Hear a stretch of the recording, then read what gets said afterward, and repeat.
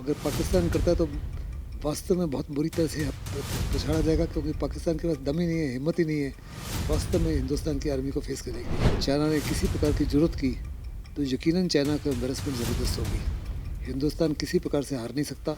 हिंदुस्तान बड़े पैमाने पर चाइना को एम्बेरस कर सकता है। और पन्नू जी कल बोलते हैं कि जिस माफ़ी की कार्रवाई उधर हुई है हमास के माध्यम से, इसी माफ़ी की कार्रवाई पंजाब में हो सकती है। मेरा ख्याल पन्नू का दिमाग ख़राब हो गया।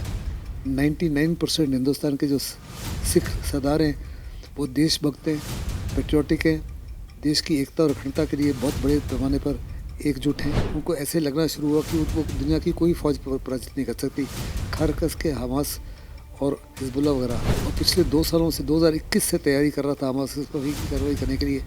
वो अपने युद्ध अभ्यास भी कर रहा था, बैटल प्रिपरेशन भी कर रहा था, जो विजिबल थी। पैलेस्टीनियंस को उनका हक देना पड़ेगा, एक इंडिपेंडेंट पैलेस्टीन स्टेट देनी पड़ेगी। जब तक एक इंडिपेंडेंट पैलेस्टीन स्टेट नहीं बनती, इस माफ़ी की लड़ाई बार बार होती रहेगी। नमस्कार, आप देख रहे हैं द न्यूज़ 15 और आपके साथ मैं हूं दुर्गा शर्मा। जिस तरीके से इजराइल और फिलिस्तीन के बीच लगातार एक धर्म को यानी कि अलग सब मस्जिद को लेकर लगातार युद्ध चल रहे थे, और अब जिस तरीके से रॉकेट दागे गए और इजराइल ने भी युद्ध की घोषणा कर दी है, अगर ऐसी स्थिति अगर भारत में बने तो भारत किस तरीके से इससे निपटेगा, इसको जानने के लिए आज हम पहुँच चुके हैं रिटायर्ड मेजर जनरल पीके सहगल सर के पास। सर, आपका बहुत बहुत स्वागत है। पहली बात है, ये सवाल जो है completely I will say is something which is unlikely to happen। कि आप कह रहे हो अगर इसी माफ़ी की स्थिति भारत में होगी, इस माफ़ी की स्थिति भारत में कौन करेगा, चाइना या पाकिस्तान? हमारे 2 नेबर्स यही हैं। अगर पाकिस्तान करता है तो वास्तव में बहुत बुरी तरह से पछाड़ा जाएगा, क्योंकि पाकिस्तान के पास दम ही नहीं है, हिम्मत ही नहीं है वास्तव में हिंदुस्तान की आर्मी को फेस करने के लिए। और as far China concern, China को साफ तौर पे गलवान के बाद में समझ लग गया कि आज की जो फ़ौज है हिंदुस्तान की, वो 1962 की फ़ौज नहीं है। हम वहाँ से 1962 से बैठे हुए हैं। तकरीबन 2.25 लाख से 2.5 लाख से ज़्यादा फ़ौज है। वो इलाके से वाकिफ़ है, एनवायरनमेंटली एक्लेमेटाइज्ड है। और अगर चाइना ने किसी प्रकार की ज़रूरत की तो यकीनन चाइना का एम्बेरसमेंट ज़बरदस्त होगी। हिंदुस्तान किसी प्रकार से हार नहीं सकता। हिंदुस्तान बड़े पैमाने पर चाइना को एम्बेरस कर सकता है। अभी तक हिंदुस्तान और चाइना की जब लड़ाई हुई, it was a defensive war from our side. हमारे पास कोई रिपोस्ट कैपेबिलिटी नहीं थी, मतलब कोई अटैक कैपेबिलिटी नहीं थी। लेकिन पिछले कुछ सालों में हमने 2 स्ट्राइक कोर खड़े कर दिए। एक 17 कोर जो ईस्ट में है और अरुणाचल और सिक्किम वगैरह के इलाके के लिए, और दूसरा 1 कोर जो पाकिस्तान के खिलाफ कार्रवाई करता था, मथुरा वाला, उसको भी माउंटेन स्ट्राइक कोर में कन्वर्ट कर दिया। तो हमारे पास 2 स्ट्राइक कोर्स हैं। और चाइना साफ तौर पर जानता है कि आज हिंदुस्तान की वायु सेना, हिंदुस्तान की नेवी और हिंदुस्तान की आर्मी बड़ी स्ट्रॉन्ग है।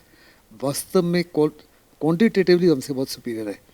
हम उसके सामने शायद 25 से 30 स्क्वाड उतार सकेंगे, वो 60 to 65 स्क्वाड उतार सकता है। लेकिन फिर भी वो हमारी एयरफोर्स से डरता है। जहाँ तक नेवी का ताल्लुक है, हमारे पास केवल 150 के करीब हवाई जहाज़ हैं, समुद्री जहाज़ हैं, जब उसके पास अराउंड 450 है। लेकिन जहाँ तक इंडियन ओशन का ताल्लुक है, उसका अराउंड 80% एनर्जी जो है मिडल ईस्ट आती है। हिंदुस्तान की नेवी विथ 145 और 150 शिप्स कम्प्लीटली सी कंट्रोल और सी डोमिनेशन अख्तियार कर सकती है from straits of Malacca to horn of Africa. और उसका एक बूंद ऑयल या 1 क्यूबिक मीटर गैस नहीं पास होगी।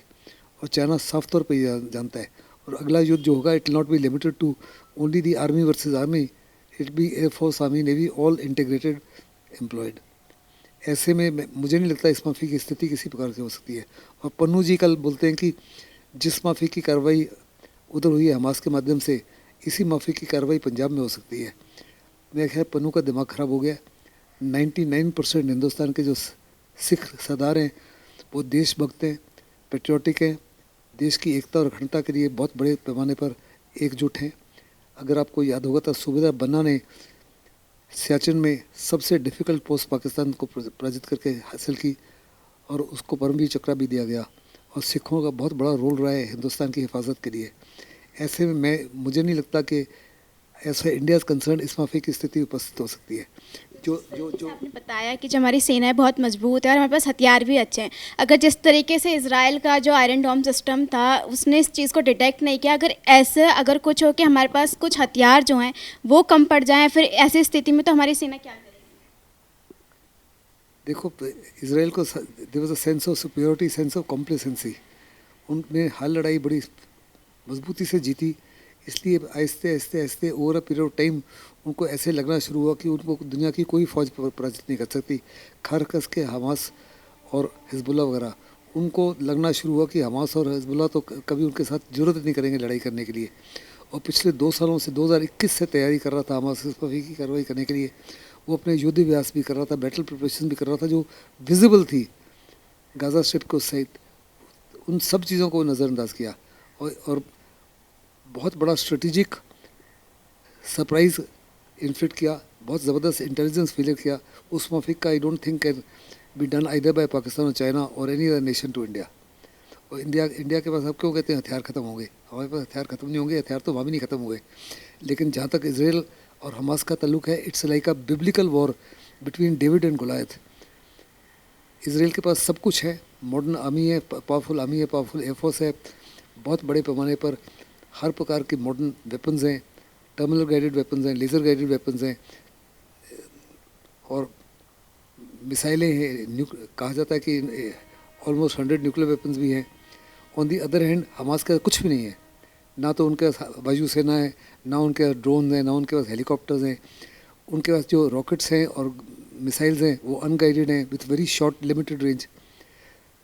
ना उनके पास टैंक्स हैं, ना उनके पास बख्तरबंद गाड़ियाँ, ना उसके पास तोपखाना है। उसके बावजूद ये लड़ाई जैसे का डेविड और गोलायत, डेविड ने गोलायत को बहुत बड़ा इनिशियल चपट लगाई है। इस लड़ाई का अंत क्या होता है मैं नहीं जानता, ये तो समय बताएगा। इसराइल कहता है कि वो जो है गाज़ा पट्टी को जो है उसको कन्वर्ट कर देगा रबल में। कहने और करने में ज़मीन आसमान का फ़र्क है। मुझे नहीं लगता कि इजरायली आर्मी इस माफी की कार्रवाई कर सकती है, क्योंकि दुनिया, सिविलाइज वर्ल्ड, मुस्लिम नेशंस और ओआईसी अरब नेशंस एक्सेप्ट नहीं करेंगे कि 2.3 मिलियन लोग जो रहते हैं, जो दुनिया का सबसे डेंसली पॉपुलेटेड एरिया है, उनका मैसेकर हो। जैसे आपने कहा कि हमारे पास इतनी ज़्यादा फोर्सेस नहीं थी, तो आपको इस युद्ध को किस नज़रिए से देखते हैं कि इस तरीके की जो इन्होंने युद्ध छेड़ा और रॉकेट दागे, तो लगता है कि आपको ये सही था? मेरे मुताबिक बिल्कुल सही था। पिछले 70 ईयर्स से इसराइल ने बहुत बड़े पैमाने पर आहिस्ते आहिस्ते उनकी ज़मीनों को हड़प किया, उनका नाम चेंज करके जूइश नेम दिया। जो सदर्न इसराइल में हमले हुए हमास के, वो सारे के सारे इलाके जो थे वास्तव में were part of Gaza strip, जिनको उन्होंने कैप्चर किया, वहाँ सेटलमेंट्स बनाई। फिर बड़े पैमाने पर वो सेटलमेंट्स बना रहे हैं, जूइश सेटलमेंट्स वेस्ट बैंक में, ईस्ट यरूशलेम में। और मुस्लिम्स का सबसे इम्पोर्टेंट, थर्ड सबसे इम्पोर्टेंट एरिया जो है अल मस्का मॉस्क है, उसके ऊपर भी कब्ज़ा करना शुरू कर दिया है। It's the religiously most important site, one of the most important sites for Christians, for Jews and Muslims and Arabs. फिर जो गोल्डन डोम है रॉक के ऊपर, जो पिछले कई 100 सालों से बना हुआ है, उसको तोड़ के उसके ऊपर जूइश टेम्पल बनाना चाहते हैं। बिल्कुल उसी माफी जैसे मुगलों ने आपका अयोध्या में टेम्पल को तोड़ के बाबरी मस्जिद बनाया था, बिल्कुल वही कार्रवाई करना चाहते हैं। हमने नहीं एक्सेप्ट किया। और 70 साल से आए दिन वो 10 से 15 पैलेस्टीनियन को मार रहे थे। जो पैलेस्टीनियंस की जस्टिफाइड मांग्स हैं उनको पूरा नहीं करने के, मेरे मुताबिक वो अपने हितों के लिए, अपने हक के लिए, अपनी एस्पिरेशंस के लिए, अपनी मांगें जो नज़रअंदाज की गई 70 ईयर से। मैंने कई कमेंट्री सुनी है।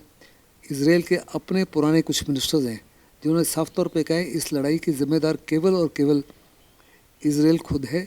और उनके कुछ प्राइम मिनिस्टर्स, खास करके जो नेतो वगैरह है, जो सेटलमेंट्स को बढ़ावा देते रहे।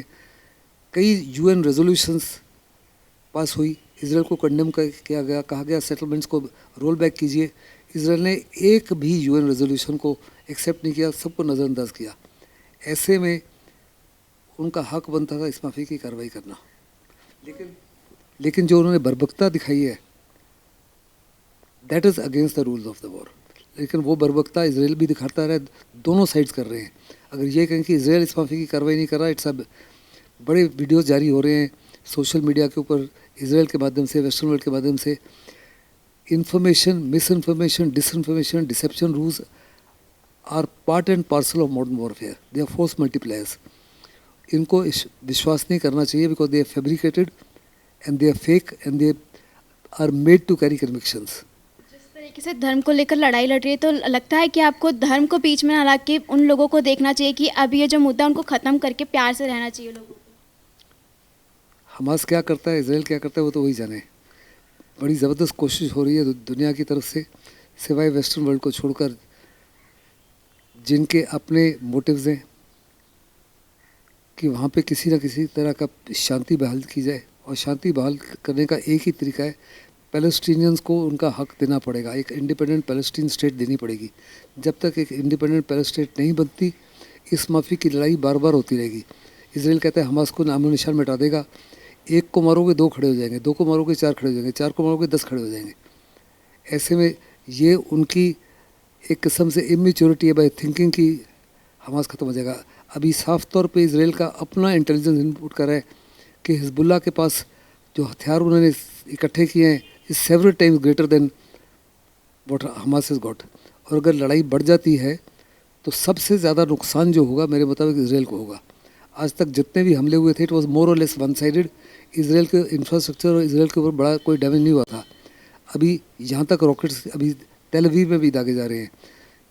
पहली बार ही है कि बहुत बड़े पैमाने पर हर देश के नागरिकों को वहाँ से निकालने की कोशिश की जा रही है। हमने भी ऑपरेशन अजय लॉन्च किया है। ये आज तक पहले कभी नहीं हुआ था। आज तक हमेशा इसराइल सोचता था कि वो इनविंसिबल है। उनका जो मिथ ऑफ इनविंसिबिलिटी है वो हमेशा हमेशा के लिए ख़त्म हो गया। जिस तरीके से डोनाल्ड ट्रंप का हाल ही में बयान आया कि जो इजराइल है वो इस युद्ध के लिए तैयार नहीं था, फिर भी उसने युद्ध को छेड़ा, तो लगता है कि इसका उस पर और ज़्यादा इम्पैक्ट पड़ेगा। कैसा इम्पैक्ट, किस चीज़ का इम्पैक्ट? कि वो जिस तरीके से आप कह रहे हैं कि जो इजराइल है उसको सबसे ज़्यादा जो है हामी पहुंचेगी, तो ये भी एक बहुत बड़ी वजह हो सकती है कि जो इजराइल है वो तैयार नहीं था। देखो, इसराइल तो हर समय तैयार था, लेकिन मैंने sense of over confidence, sense of complacency आ गया था। उनको साफ तौर पे लगता था हिजबुल्लाह और हमास में क्षमता ही नहीं है, ताकत ही नहीं है, हिम्मत ही नहीं है उनके ऊपर हमला करने के लिए। और ये उनकी सबसे बड़ी नाकामी थी। दूसरा, देश के अंदर इस समय इंटरनल डिविजन्स थी। अगर आप देखो तो बहुत बड़े पैमाने पर पॉलिटिकल क्राइसिस वहाँ फैला हुआ था इसराइल में because of judicial reforms. Netanyahu अपने आप को बचाने के लिए कि ताकि उनके खिलाफ कार्रवाई ना हो और उनको जेल में ना डाला जाए, वो जुडिशरी की ताकत को ख़त्म करना चाहते थे। यहाँ तक कि उनकी सेनाएं भी उनके खिलाफ सड़क पर उतर आई थी।